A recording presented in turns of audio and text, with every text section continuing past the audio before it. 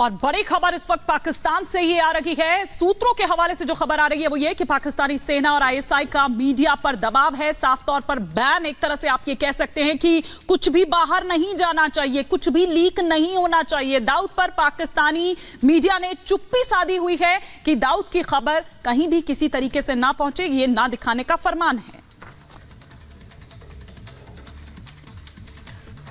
और कसवर हमारे साथ पाकिस्तानी पत्रकार जुड़ चुके हैं। कसवर, जिस तरीके से खबरें चल रही हैं इनमें कितनी सच्चाई है, क्योंकि अब फरमान यह भी जारी हो गया है कि मीडिया में दाऊद से जुड़ी कोई भी खबर जो है वो ना दिखाई जाए।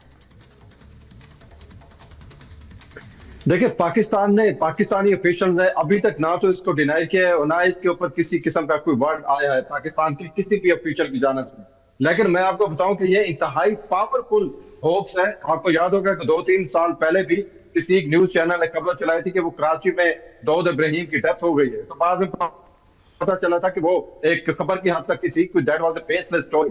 लेकिन इस दफा इतनी स्ट्रांग रूमर्स आई हैं और इन रूमर्स को ज्यादा तकवीत मिली लास्ट नाइट, जबकि एक क्रैकडाउन हुआ पाकिस्तान गवर्नमेंट की जानिब से सोशल मीडिया नेटवर्क की साइट के ऊपर, जो कि बेसिकली होम ग्रोन था। किसी पार्टी का एक ऑनलाइन जलसा हो रहा था, उसके हवाले से था।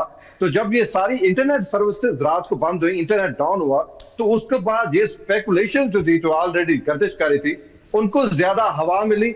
और अब जाहिर है, अभी उसको हवा मिलने के बाद अब हम ये देख रहे हैं कि मुख्तलिफ चैनल ये रिपोर्ट कर रहे हैं कि किसी हॉस्पिटल में उनको लेकर जाया गया, उनको जहर दिया गया है। तो लेकिन मेरी बात हुई है वहां पे उनके किसी रिलेटिव के साथ, जिन्होंने इस बात को डिनाई किया है कि उनको जहर नहीं दिया गया। लेकिन साथ ही उन्होंने ये भी बताया कि हमें उनका नहीं पता कि वो इस वक्त कहां पर मौजूद है।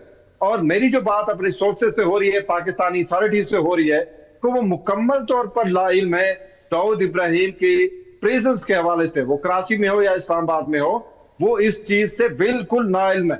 तो पहली बात तो यह है कि पाकिस्तान में उनकी जो मौजूदगी है उसको कोई एक्सेप्ट ही नहीं कर रहा। और दूसरा, बीइंग जर्नलिस्ट, हमारे बड़े लिमिटेड रिसोर्सेज होते हैं, हम इस चीज को अभी तक कंफर्म नहीं कर पा रहे। लेकिन जिस तरह पहले मैंने आपको बताया, इंतहाई स्ट्रांग रूमर है। पाकिस्तानी मीडिया ने तो इस किस्म की खबरों के ऊपर कभी रिपोर्टिंग की ही नहीं है, तो आज भी उनकी तरफ से किसी किस्म की कोई रिपोर्टिंग नहीं है।